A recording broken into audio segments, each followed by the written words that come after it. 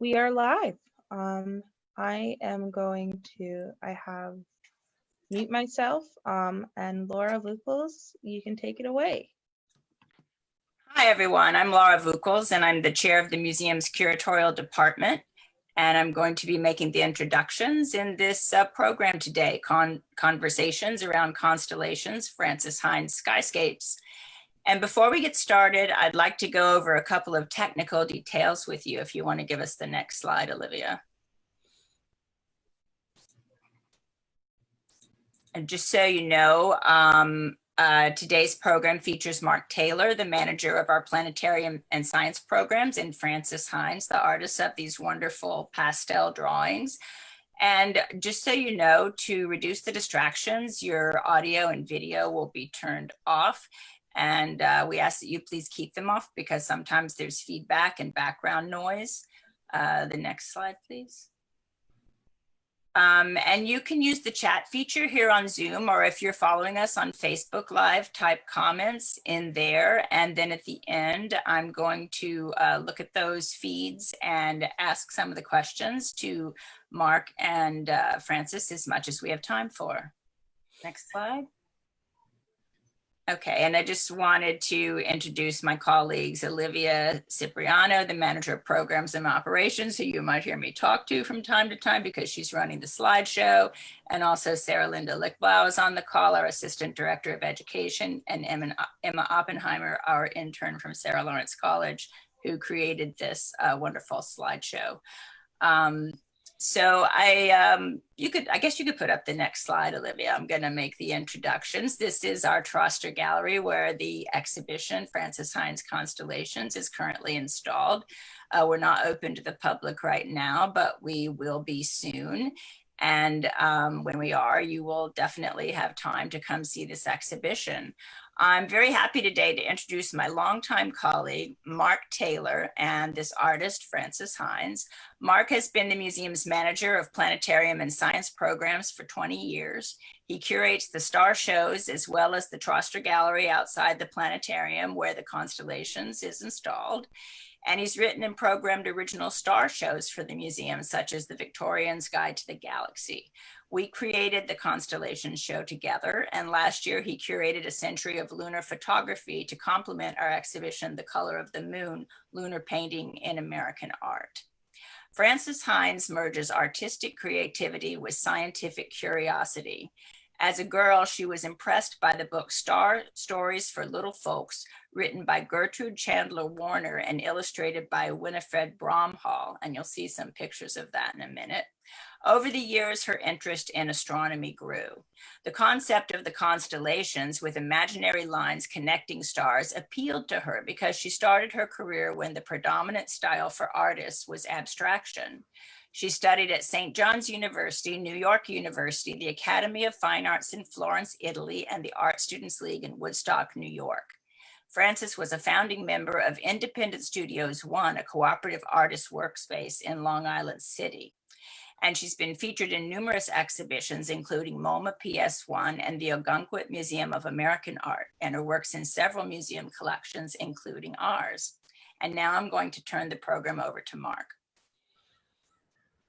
Good afternoon, everyone.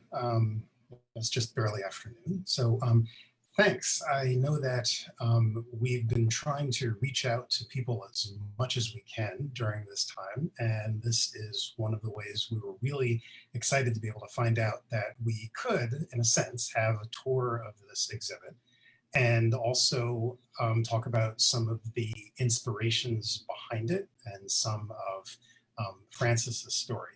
So thanks to everybody who's helped put this together, but also thanks to Francis for agreeing to do this. So just want to check, Francis, you can hear everything okay? I can hear you, yes. Am I supposed to see people? Well, like you can you see, and Laura? Well, you can see the image that we have up, right? Yeah, of the gallery. Right. Okay. Yeah. That's the main thing to worry about. You don't really have to worry about us and our unkempt and unshaven selves. We're thinking about your work right now, right? Very good. So one of the things that I wanted to mention is that the roots of this work actually go back a very long way. And Olivia, if you could show the next slide. So this is a copy of the edition of the book that you owned, right? When you were younger? Yes, yes. And how young exactly? I think I was about 10, 9 or 10. Mhm. And friends of my mother's, the Miller sisters, gave me this book as a present. I still have mine. Mine is in worse copy. This one that you see, Laura found on the internet, but I still have mine. And I guess, yes, that is the beginning of my interest in looking at the stars and the constellations. Okay. So when And also I'd like to point out, but it's clearer in another slide, the little pictures at the bottom are so charming. if we go to the next slide, Yeah, you'll see it in the next one. So just a close-up of the page that the book is open to, in case right there. So actually, Cygnus, which is the swan, and I call it the Northern Cross. It's one of my favorite constellations, maybe because I can always find it, but I also like the shape of it. I like certain constellations because of the geometry of them. And I don't remember looking at the little pictures at the bottom as a child, but as I was looking through this book to prepare for this talk, I realized how charming they are, and they relate to some of the work I do right now. So I go to Maine in the summer, and some of my paintings, they're very abstracted and very much about painting and the process, but they do depict the cliffs of Maine and the ocean, and sometimes the night sky. So one wonders if somehow, you know, this picture that I saw so long ago is still in my mind. Well, a lot of the works that we're going to see, they do deal with the constellations, but they also deal with the landscape that the constellations are seen above. Yes. And also when you would be looking at the sky, the things that you would see at that particular time of year. And even now in my work, you'll see my current work at the very end. I still very often refer to the night sky. Right. Now, one thing which you mentioned is you said that the geometry of the Northern Cross of Cygnus is very sort of satisfying. That is one of the easier to see constellations. A lot of people are disappointed when they hear about constellations and they say they come to the planetarium and they say, we want to see Aquarius. And then I show you, and it's a bunch of very, very dim stars, which aren't obviously any particular shape. But Cygnus is a much more obvious one. Also, Hynes, that's another one which kind of jumps out at you. But this is an image which we will see in some of your works, a few others as well. Just one thing before we move on to the next thing. If you think about when you were using this book, was this during the summers that you would do this? You would take mostly in the summers, yes. I would say mostly in the summers. And I remember being able to find the Big Dipper all the time and the North Star. Other things I was not able to find. I think in the summer, at least in New York or at any time in New York, one can't see Cygnus. There's just so much light pollution. So that I did not see until I was, say, in the country or on Monhegan Island, Maine, in later years. I remember finding Orion, and I still look for Orion in the fall and in the winter. And that's a clear constellation that I can always find, even here in New York City. Yeah, looking through your paintings, it does seem like a lot of them are things which are visible in the summer. That's why I was thinking about that. And what that means is, I mean, it's more comfortable to be outdoors in the summer. Yes, yeah. And also, it's what I found very hard looking up. You're always craning your neck and you get a stiff neck. So in the summer, you can lie down on the ground and look up. That's something that you really can't do in the winter. So everyone watching today, a lot of the things which we're going to be mentioning are things which you'll be able to see yourself because it is summertime right now. And speaking of which, why don't we do this? If we go to the next slide, we're just going to take a quick look at the sky, just to, 5-10 minutes or so. And I just want to show people some things as they appear in the sky right now, things which will be relevant to what we'll be taking a look at later on. So let me get this going here. And what I'm going to do, there we go. Okay. Okay, there we go. So this right here is a view of the sky as it will look tonight, not long after the sun goes down. And if you take a look around, there are some bright stars standing out from the others. There's a few planets, but those will move around. But I wanted to point out some things which will come up in our talk today.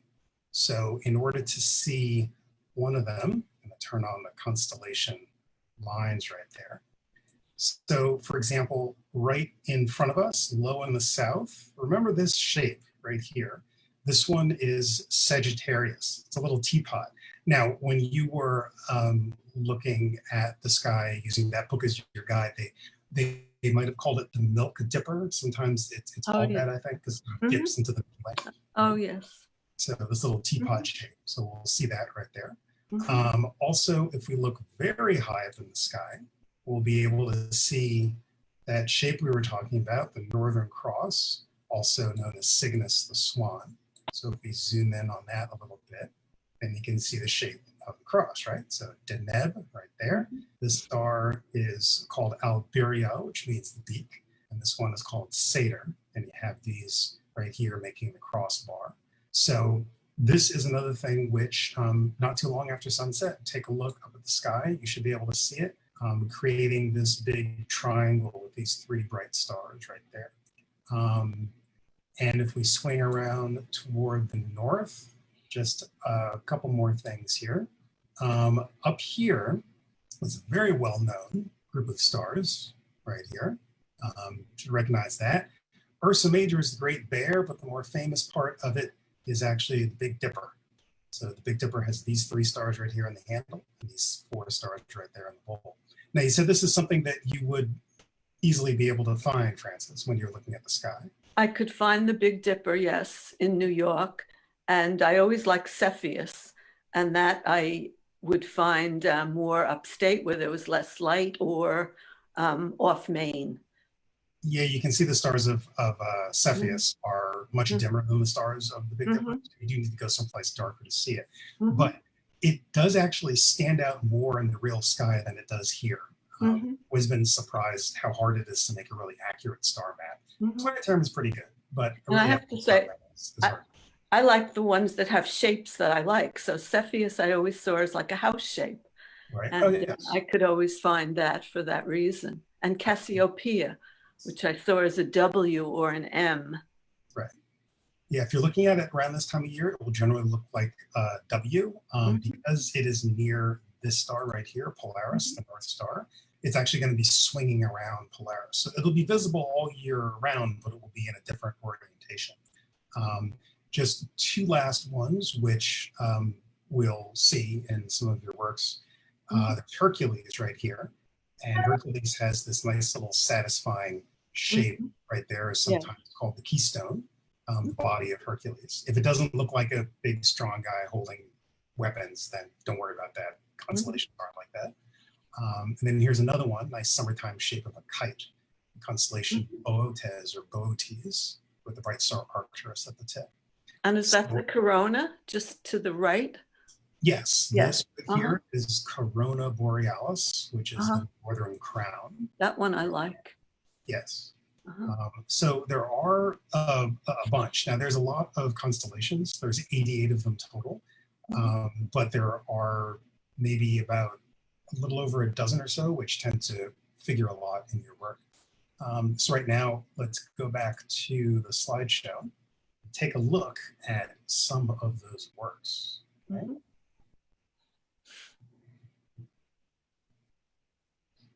Shall I say something about this? Yeah, why don't you say Yeah. something? This is part of your inspiration, right? Well, whenever I do a slide talk, I do like to think about the ancient history. And this is Newgrange, which is a tomb and also a way of charting the winter solstice, which shines through at a certain place when you're inside this mound. And it was created, we think, around 3200 BC or BCE, whichever you prefer. So yeah, I do like to think of the history of people looking at stars into ancient times, and I'm sure before Newgrange. Oh, yes. Actually, and I did visit this in Ireland quite a few years ago. Did you get a chance to visit it when the light was shining right No, I did not. No, I was there in the spring, and I understand that if you want to go to the winter solstice viewing, which would be in December, you need to write and make an appointment way in advance. And then Ireland, I mean, a lot of times it's overcast and rainy, so you could be there to see this event, and it may not even happen. So they say that people who have seen it are really very lucky. And they only admit, a few people at that time, at that day. Well, if you have a backyard, maybe something you could do as a home project is get a few large slabs of stone and arrange them and make your own special little. Wow. Something like that. Yeah. Now there's another ancient monument too, which has some astronomical alignments. There's a lot of debate about exactly how much, but this is another thing. The next slide. Also in Europe, very famous. Stonehenge in England. Did you see Stonehenge when you were there? I did visit Stonehenge in the late 1960s, and it was in the wintertime. And I think the alignment there is for the summer solstice. And there is a spot where you track the sun from sunrise to sunset.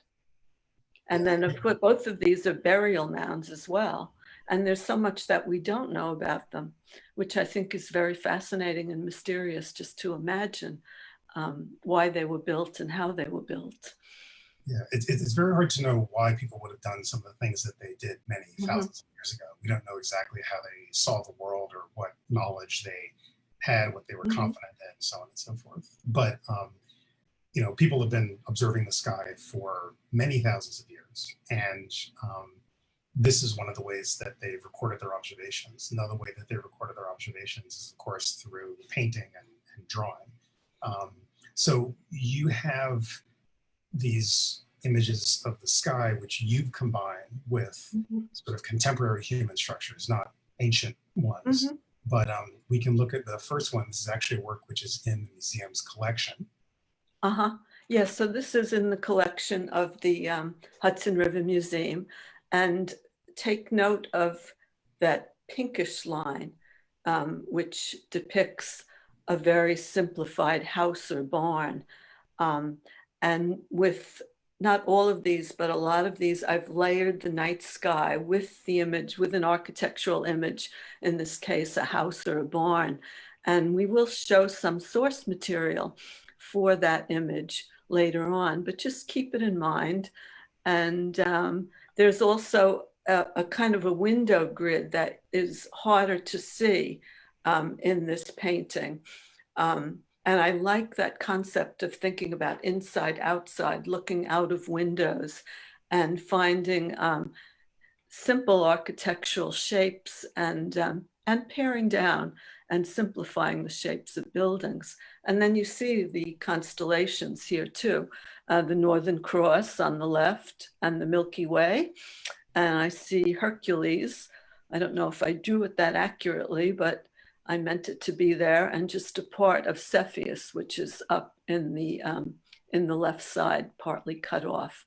And I think I'm always attracted to that constellation because it is kind of the simple shape of a house or the side of a barn. Right.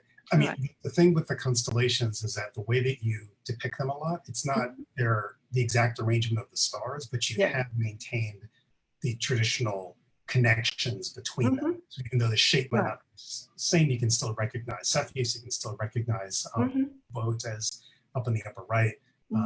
And there's actually what looks like another copy of Cepheus down at the bottom. Sometimes I add things just because I think the drawing needs that. You know what I mean? Right. So I'm away from actually drawing the night sky as it is, and I look at the drawing and I say, well, it needs something over here, so we'll add a constellation or a few stars. I do see the corona, which I always like, on the right around the middle. Yeah, just sort of being cut through with that line, right? Right. And maybe I'll just say a bit about the process. These are compressed charcoal on charcoal paper, which has a bit of a tooth. And this is one of the largest ones. It's almost 40 inches horizontally. So it's a large drawing, almost 27 by 39 inches.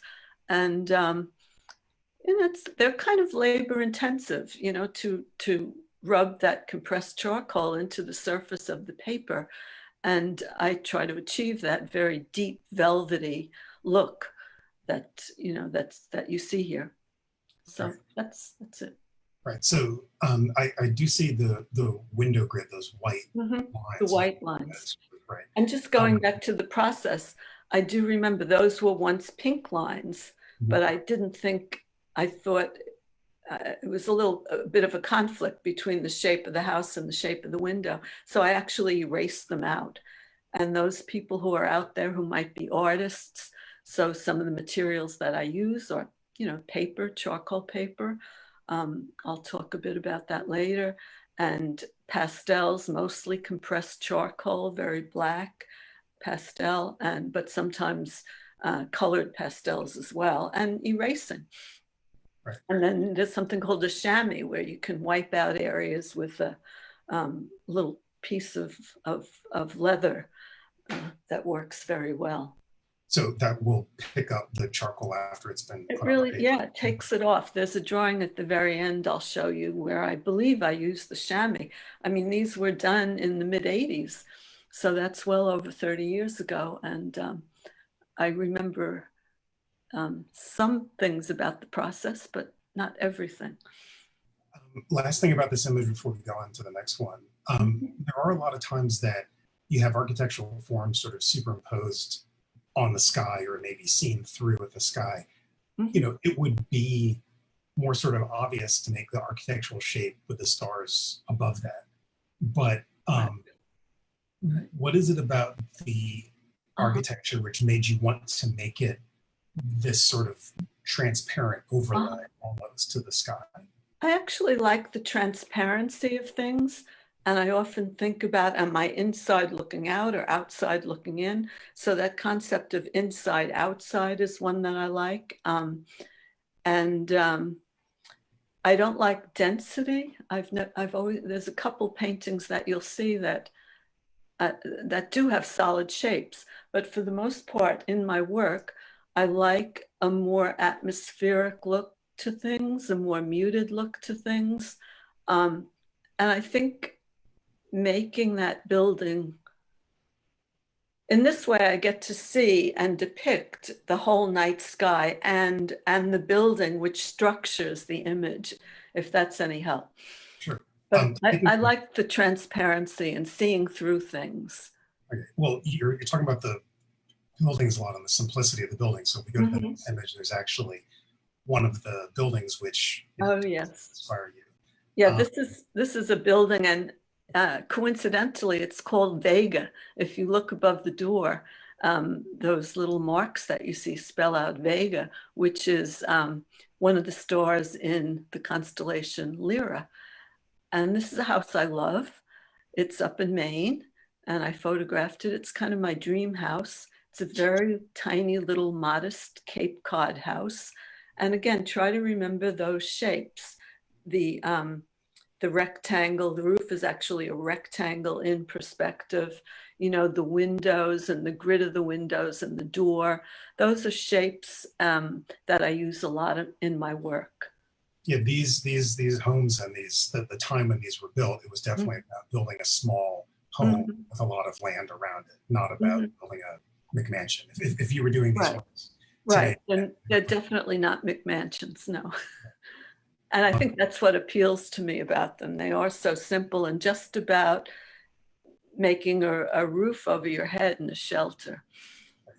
Well, if we're talking about shelters, let's go on to work which has been inspired by an ancient type of shelter, which was found there. Right. This is, shall I talk about it? This is the largest charcoal constellation piece I've ever done, and it's 31 by 43 inches. It's in a private collection. And again, going back to the process, here's a memory that I have. I was doing these. I felt a certain compulsion to do them, like an inspiration, and I had to get this down on paper.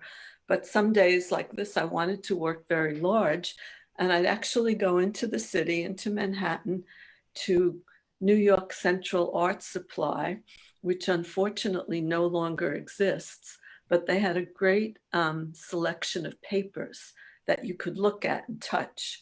And I remember going in and getting a few sheets of this very large paper.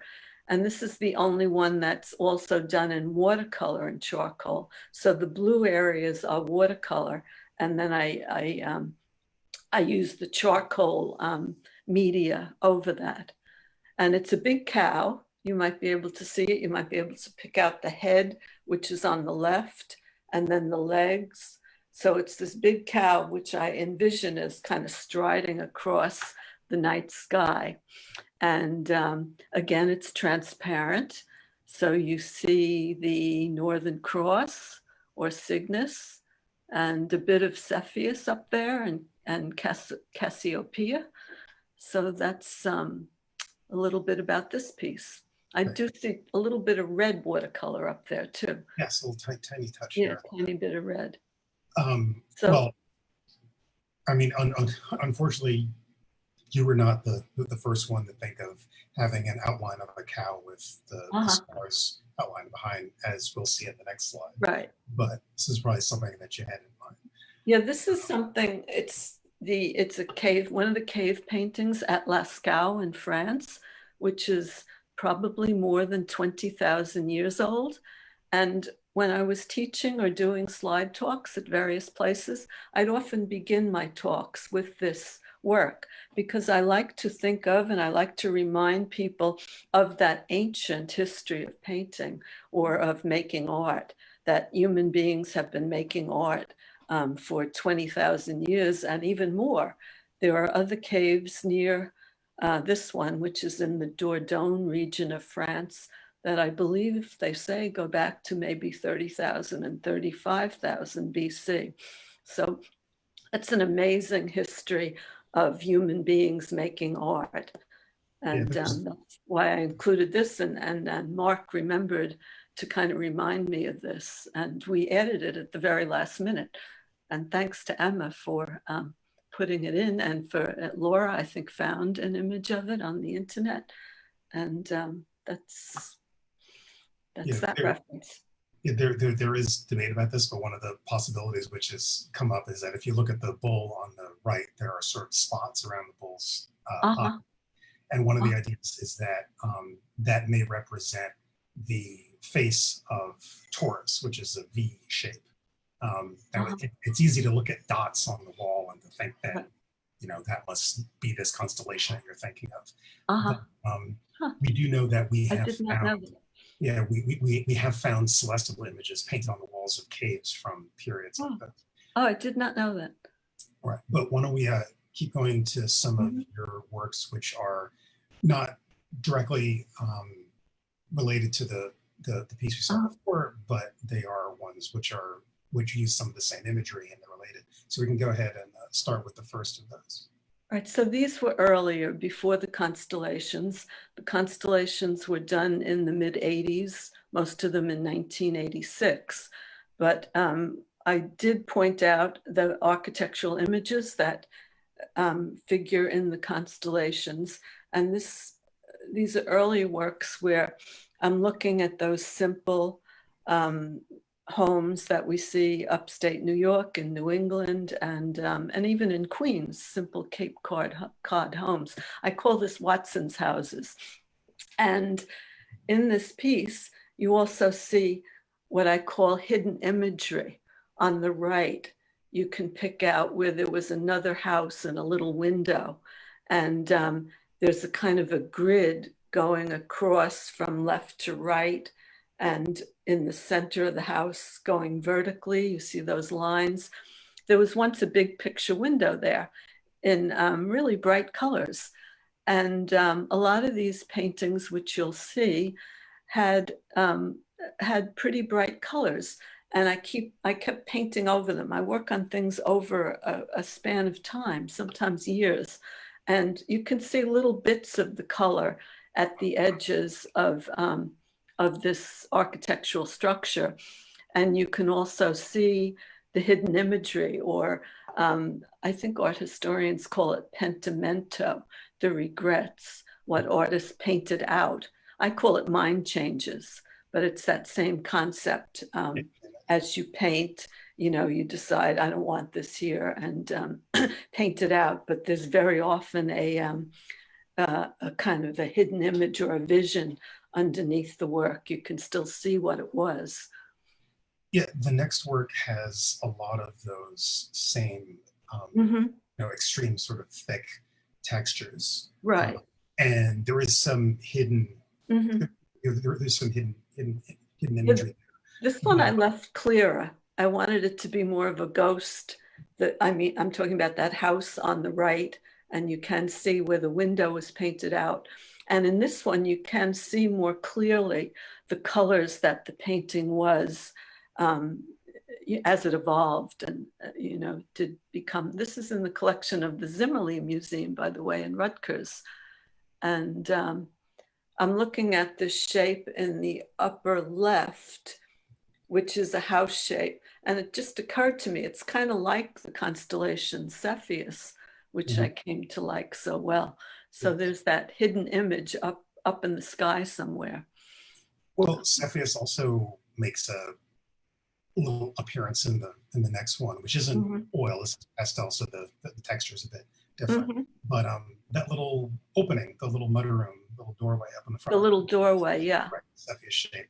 And yeah, that's true. On the left too. Now, this one does have that one sort of very dramatic presence of red in there, which is a color which you don't see very often in your work, I don't think. Yeah, you can see the rectangular shape that I kind of wiped out. I use my hands a lot when I work. I like that process. So the red shape was there. Maybe I thought it was too strong. And then I took another color, which is like a sienna, and I rubbed that over the red shape. I mean, it could indicate an extension to the house, or, this geometric shape, square-like shape. I think of the shapes a lot as I work and as I create. And some of them are more obviously buildings, and then sometimes they get more abstracted. I have a huge body of work, hundreds of paintings, certainly well over 300. So you're only seeing a bit of my work in this presentation. Let's look at two more inspirations real quick and some detail. Okay. So this right here, you're talking about the picture window. Right. With that grid over it. Yes. Something that is a tradition originally was because manufacturing processes didn't allow us to make a single big sheet of glass. So we had to make a bunch of little tiny panes.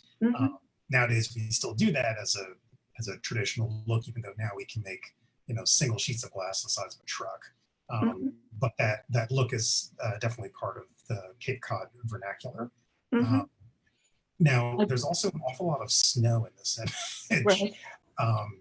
This was you that dug the walkway out there? No, it was not. No, I couldn't shovel that much snow. But do remember this simple Cape Cod house and the shapes, because you'll see them again and again in the work that's coming along.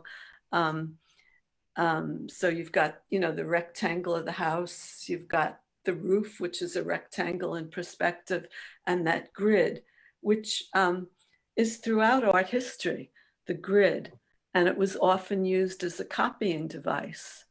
So you can take a small drawing and draw the grid over it, and then make the grid much bigger. And if you can imagine, you know, whatever's in that square or that little rectangle on the small drawing, you can transfer to the large one. It's kind of hard to visualize and explain, but a lot of the murals are made that way. They're gridded up from a smaller drawing. Well, on the very next image, we have a view out at the back window. Cute scene.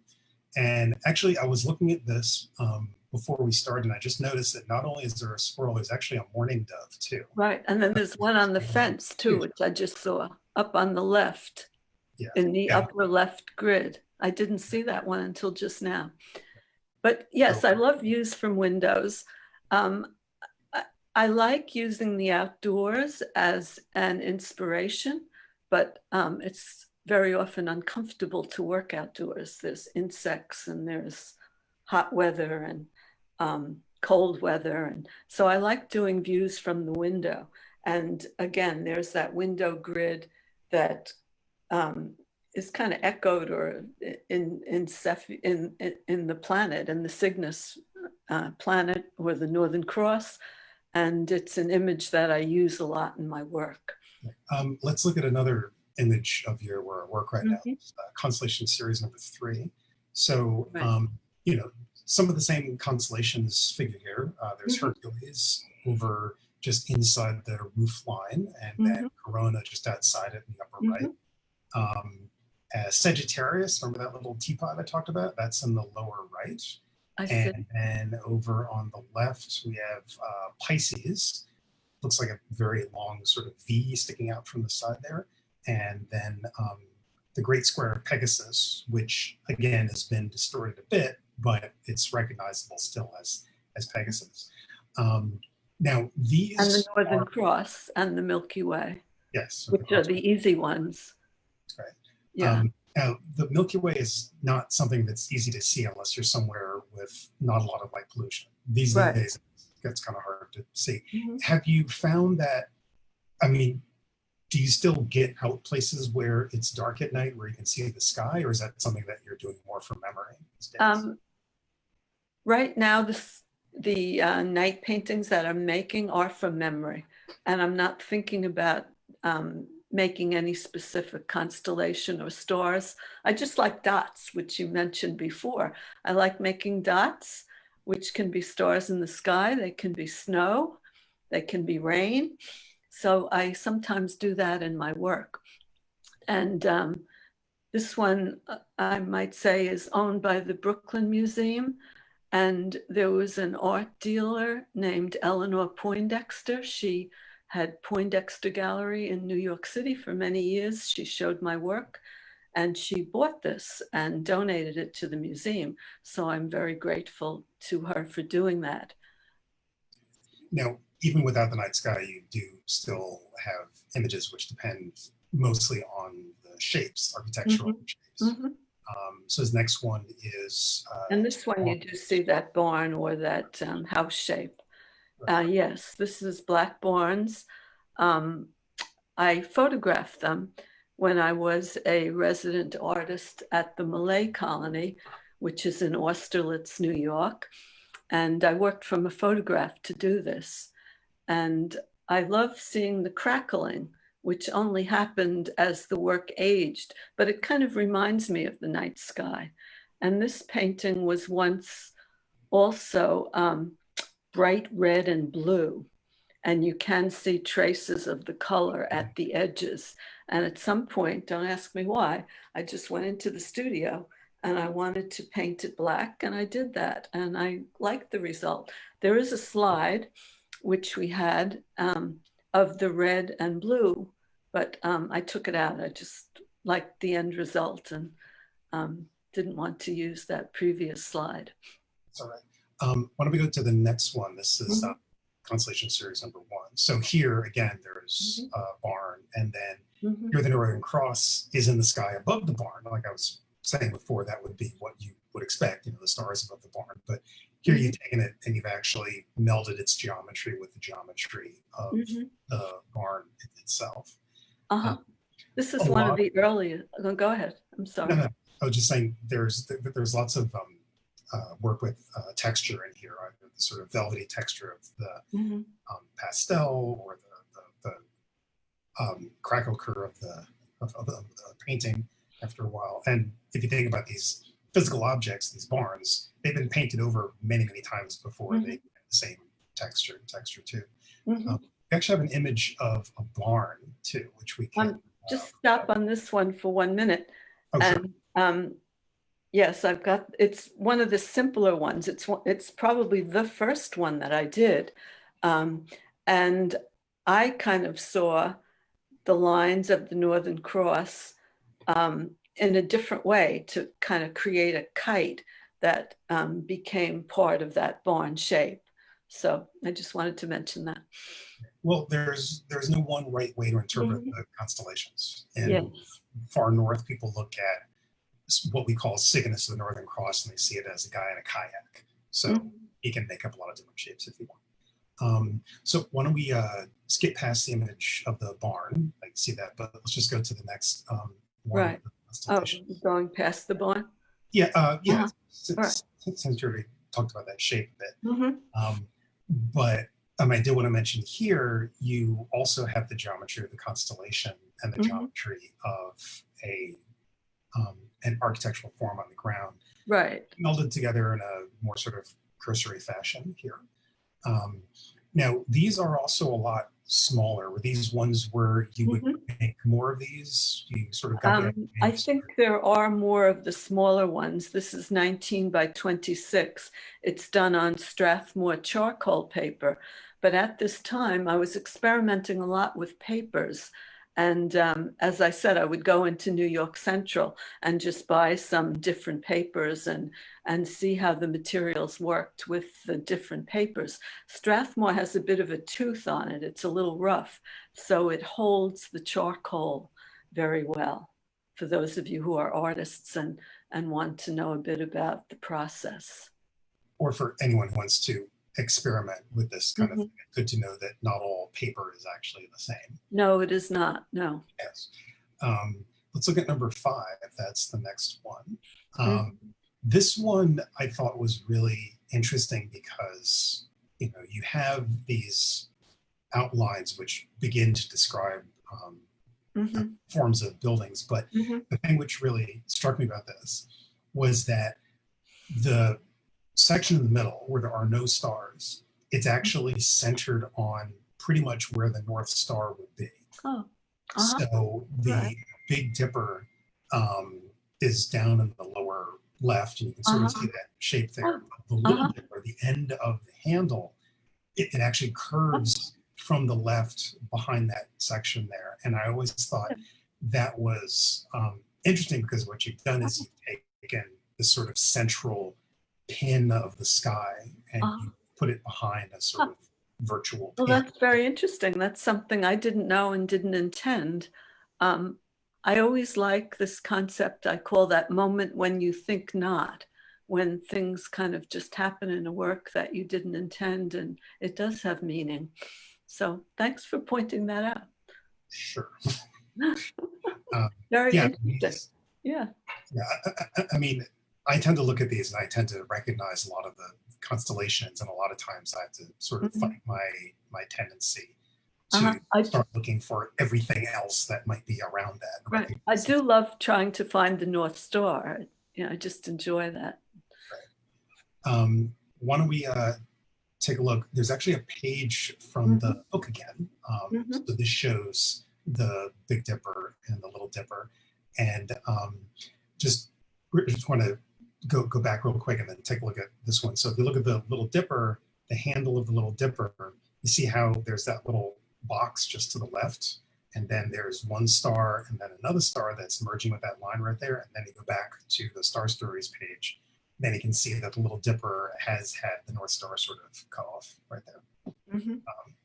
Okay, why don't we keep going? This next one does involve the Big Dipper. I know we definitely wanted to include Mhm. this one. Yeah, this is one that I did early on, and it's called Big Dipper and Green Hills.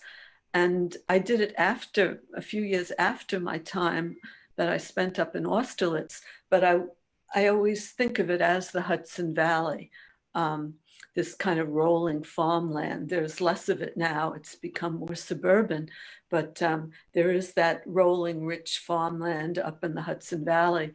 And I just, kind of put the Big Dipper over that landscape. So this is a memory of hills and not a particular memory of seeing Slide Mountain or something like that. Often. It is more of a memory, yeah. Okay. Now, I was making very, what would you call them, abstracted mountain shapes, kind of stylized. And that would have been the early 80s before I did this one. This is, more like what a hill might look like, a green hill, than this previous work that you're not seeing. So number 7, that's Constellation series number 7. Here, that's the next one. Here you have Hercules with this sort of house shape. I mean, in a sense, you have Hercules sort of mirrored in the house shape, right? Yeah, Hercules is kind of within the house shape. Again, the house is transparent. You can see through it.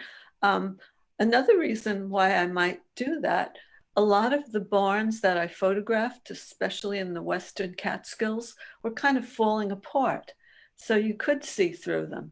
Right. I still have those photographs, and I wanted to capture a lot of them before they actually fell into the ground. And now if I go up that way, they're gone.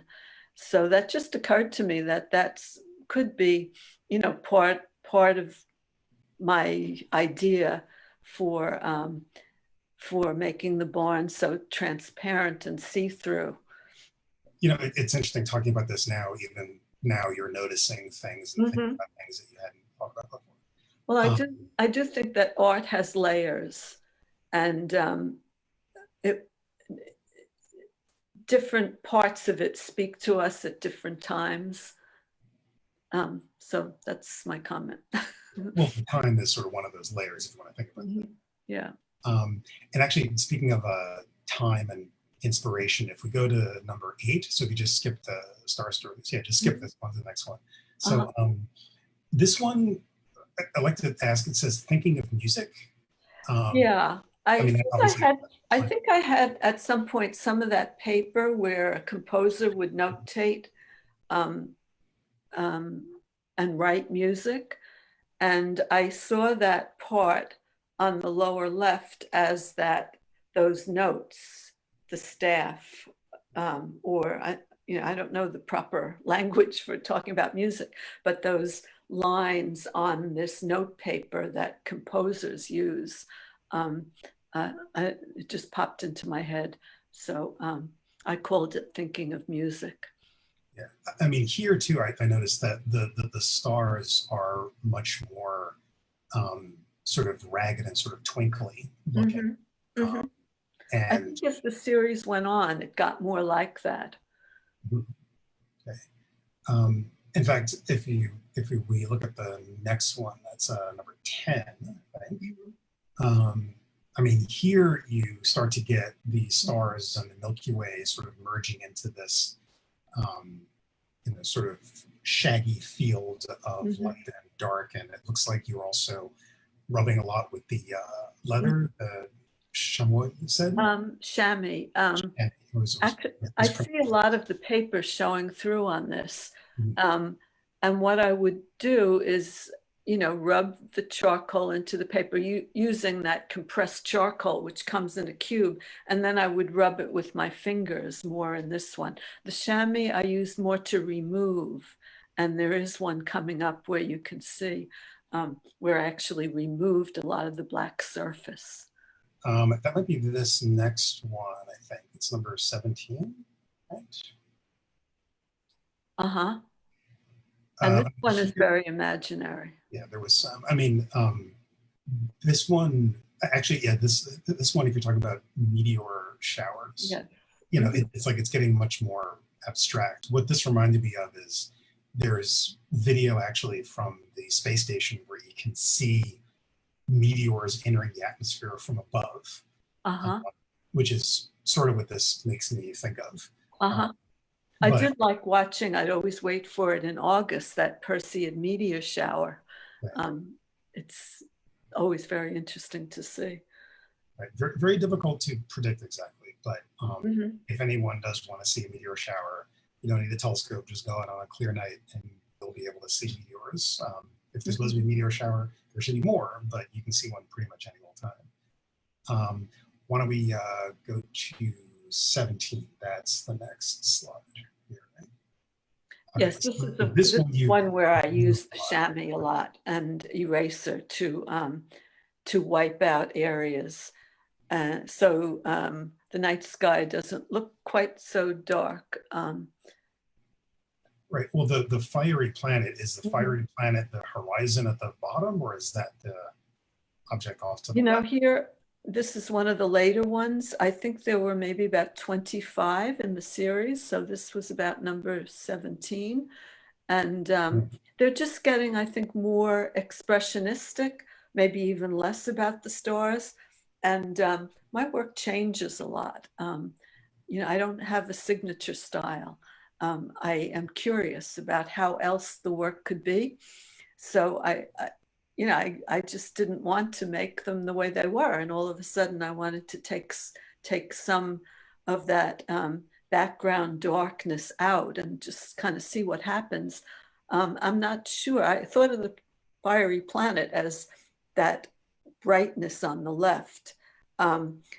The line across the bottom, I think I was more thinking of it as compositional, a way of holding the work together from left to right. It makes it a little less scattered to me. And it also maybe indicates the bottom of the piece. Right. I see what you mean. There's some of that in the next work, actually, where it's almost as if there's geometric forms that are allied to the forms that you had defining the hills. Yeah. Really. Well, I think of that's almost like a row of houses or barns at the bottom. These were getting, very abstract and not so much about a specific look of the night sky. Although this could be Orion with the belt here and going up. I'm not sure. Yeah. But I think of it as an entry. I'm also interested in my work of enter, exit, here, there, inside, outside. So perhaps there's some of that in this work. Was this one where you had done it in blue and then gone over it again with the black? It looks like there's several different layers going on here. Yeah, I see a lot of the use of the chamois to take off things. And I really don't remember. It looks like I added the blue on the upper left later.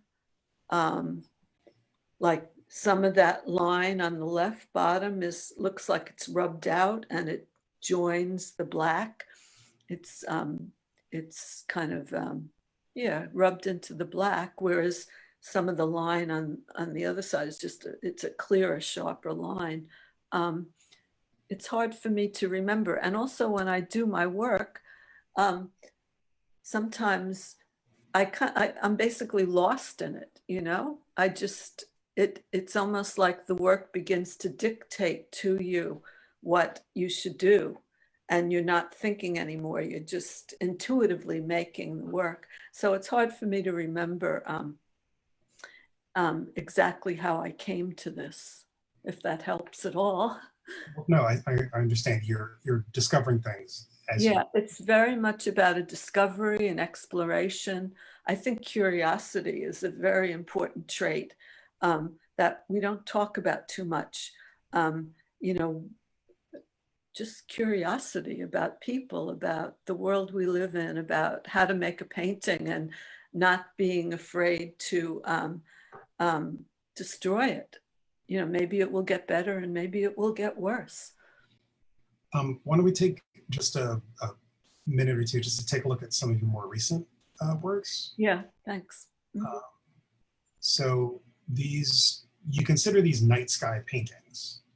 I considered this a night painting. It was done in '04, so it's not all that recent, but it was well after I did the Constellation series.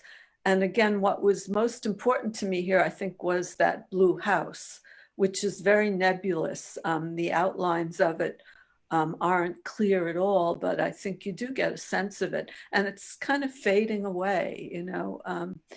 And you do clearly see the door and the windows, and but I've made it very much a part of its background and its surroundings. I mean, the next work, you have a very vague shape that might be a house. I'm glad you see that. Yeah. Yeah, this is very recent, late 2019, and I just had it photographed about a month ago. So often I photograph pieces or have them photographed, and then I end up changing them. So I try to wait. With that, because you said that you work on something and then sometimes you come back to it much later on. Yeah, this I worked on for quite a few years, and I began it with acrylic on unprimed canvas, and then I worked over it with oil painting. And yes, I again use, I can point with this. I found this little window shape over here. I think it does have a structure that's architectural. So, you know, that white line on the right could be part of a house. You know, I see a hidden roof line up in here.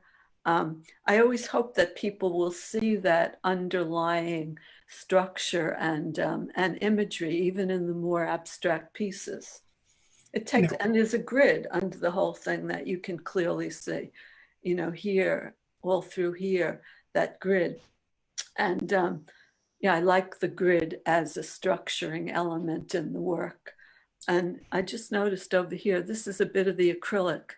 And I always like that kind of, that spilled shape that is very much a found image, but I tried to keep that there. So there. That's that one. Now the next one, this Night Sea, there's a form here which is very different from things we've seen before. What made you start thinking about ships or the sea? Or yes, this is very very recent. I just finished it, although I worked on it for maybe 6 or 7 years. I know I had this painting in progress prior to 2016, which is the date in which I left my studio of 38 years. And again, you're only seeing a small segment of my work. I have used boats and ships a lot, which perhaps I saw off Maine, excuse me, up in Monhegan, off Monhegan or off the coast of Maine. Again, I see the same simple shapes in boats, very practical, and very beautiful lines, kind of like a barn or a Cape Cod house, perhaps. I often think of Noah's Ark, which is a big barn that floats. So I've always been interested in boat shapes, and I have a lot of photographs of boat shapes, particularly a lot of lobster boats off Monhegan, because, you know, they're work boats, they're not pleasure boats. Like some of the other boats. And very straightforward and that's a good word. Very straightforward, very practical, nothing, only what is necessary. And here there is this painting went through many, many changes, and you do see the night sky up here. But I mean, I wasn't aware of making any particular constellation or star. I see making dots as another way of adding a unity to a composition. But there's also the grid here that structures it. But I think the spots, the dots, which I love making. I mean, painting can be hard and it can be difficult, but it also can be very enjoyable. And one of the things I do like is just putting spots all over everything.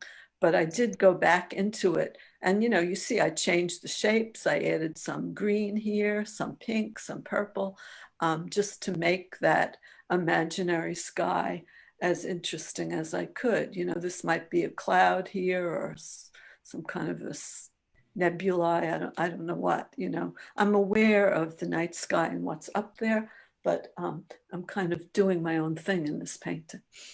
Well, we have one last image, which is also recent, just from last year. Mm-hmm. And I have to ask you, it's a moment in time. Is there a particular moment? Yeah, I'll tell you a little about this. It's not one that I worked on a long time. Those of you who are painters out there, there's always this question, what to paint, how to paint, how do I begin a painting? So on this, which I hardly ever do, it's on a panel, and I painted the whole thing over in this kind of deep blue color. And I'll get to the moment in time, but let me tell this story first. I was working in a kind of shed in Maine, which was built as a painting shed, not by me, but it was there. And very hot day. And I had this painting kind of on the ground or on a little bench, and there was a knot hole, and the sun shone through the knot hole. So I've got this blue surface, and I don't remember which one it was, but I decided to paint the image of the knot hole.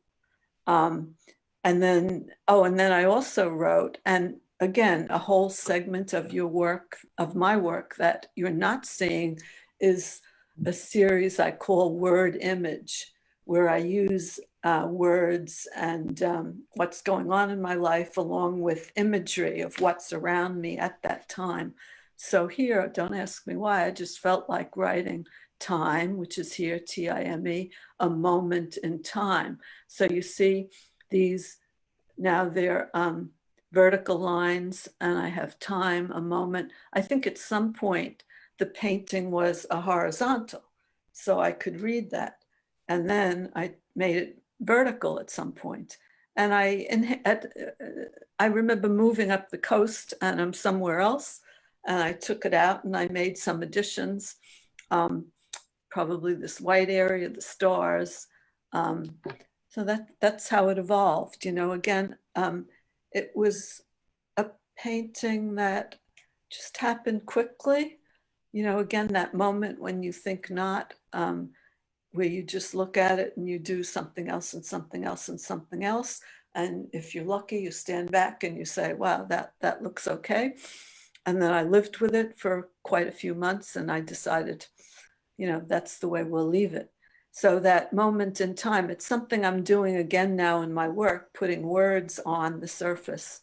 But it's something, again, that looks back at past work that was done and that you're not seeing here. So I hope that helps. Sure, we know that we can't cover all of your sure work. We wanted to try to connect to the things that we have in the gallery. Hopefully people will have a chance to come in and see some of the works in person soon. Yeah, and that was a great question. I appreciate it. And I appreciate being able to explain how I got to this place in this painting. Marc? Yes.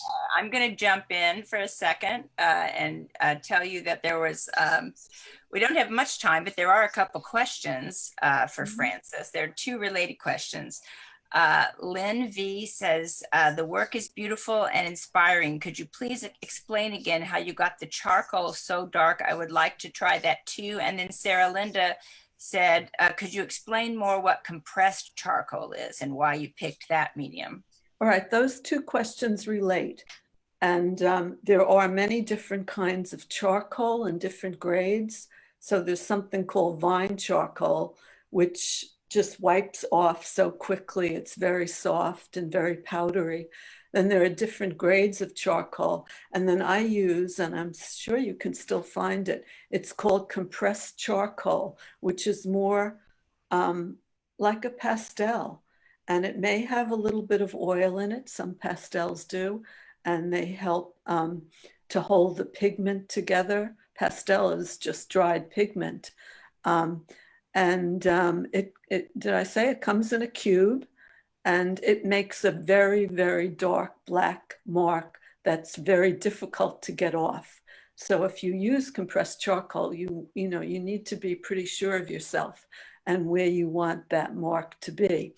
And then what I do is, all right, put an area of the compressed charcoal down on the paper. You have to rub or press very hard to get it black and to work it into the texture of the paper.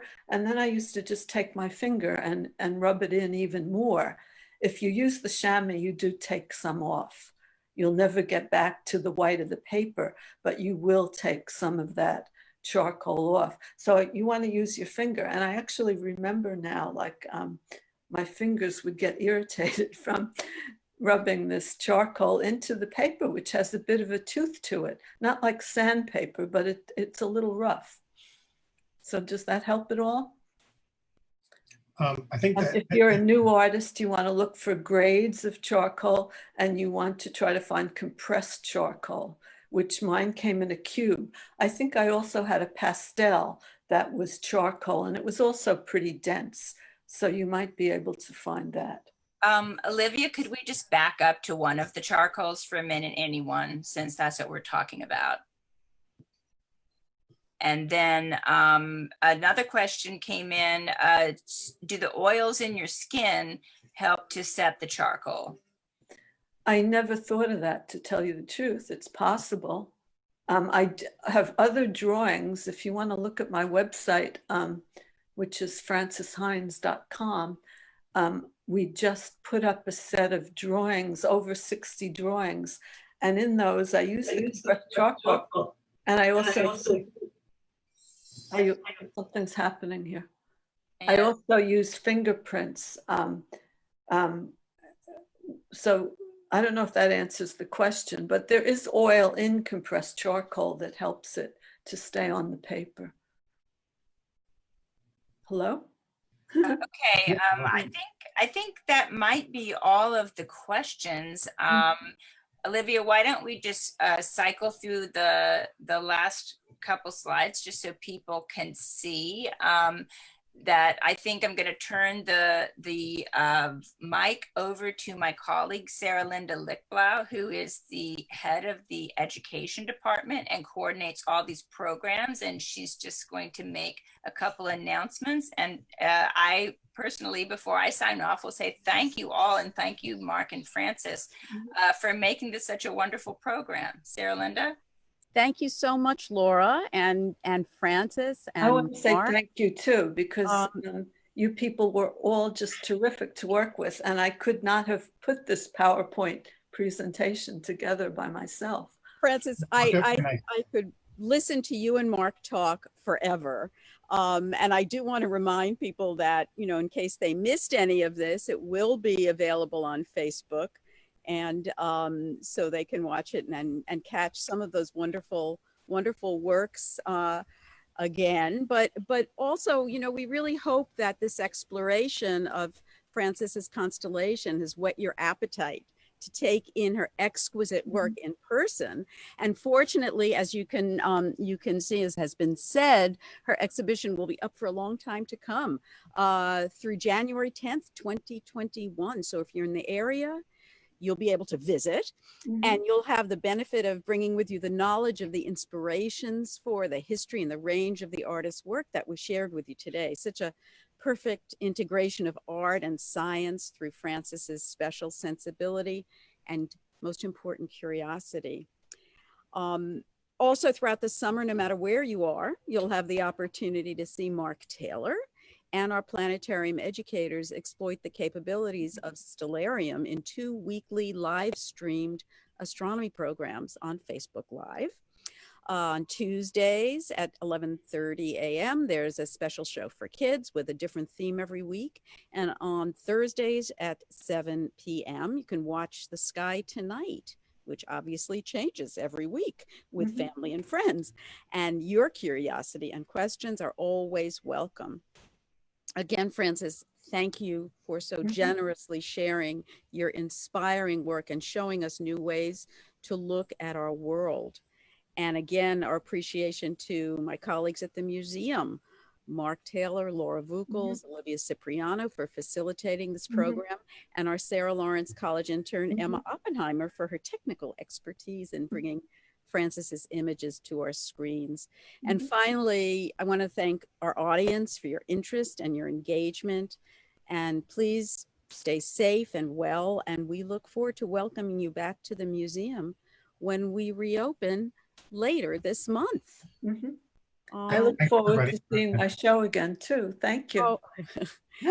Frances, thank you. We can't wait to see you again in person. I can't wait to come up there and meet you all thank again. you. Thank you everybody again so much. Enjoy the weekend and stay safe and well.